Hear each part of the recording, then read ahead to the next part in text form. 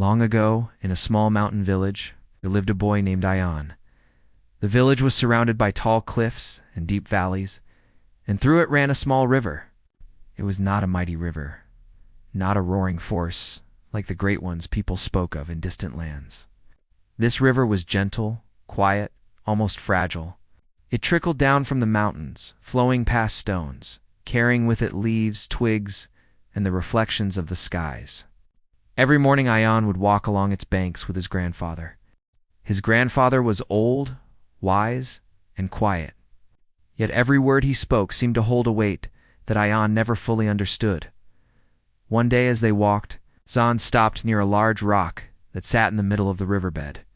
It was massive, unshaken, immovable. The boy pointed at it and said, "Grandfather, this little river can never move this rock. Look how weak it is compared to the stone." The old man smiled, sat down on the grass, and told him, "Sit with me, Ion. You are young, and you see only what is in front of your eyes. But the river, it knows the secret of patience." Ion tilted his head confused. The grandfather continued, "Strength alone does not shape the world. Patience does. This river, though gentle and small, flows day after day, night after night. It doesn't stop. It doesn't complain. And one day you will see this rock will bear the marks of its journey. The river will carve it slowly, quietly, but surely." Ow. The boy looked at the calm water and then at the unshakable stone. He couldn't believe it.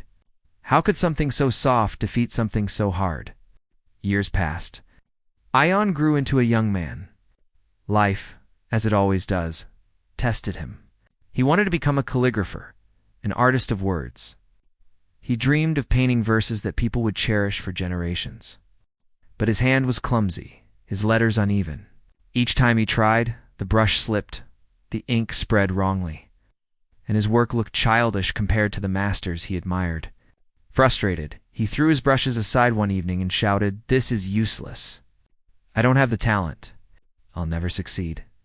His grandfather, now older and slower, heard his cries and came to him. He placed a hand on Ion's shoulder and whispered, "Do you remember the river?" Ion looked away, ashamed.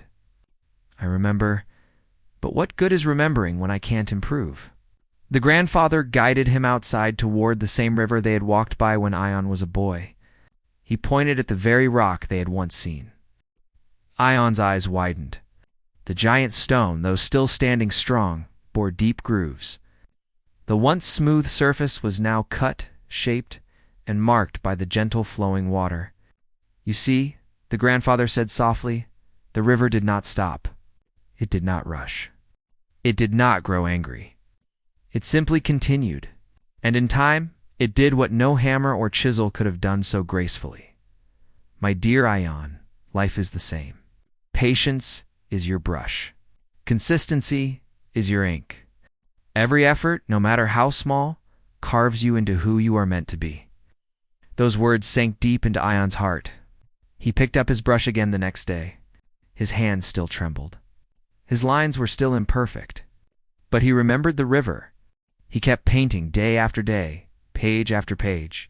Months turned into years. His fingers grew steadier. His letters became elegant. People from nearby towns began to notice his work. They bought his calligraphy. They requested his verses for weddings, for festivals, for their homes. Ion, the boy who once wanted to give up, had become the artist he dreamed of being.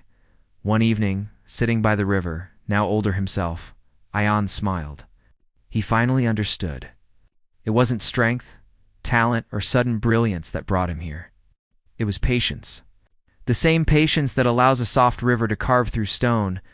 And in his heart he whispered, "Grandfather was right." But life has a way of testing this lesson again and again.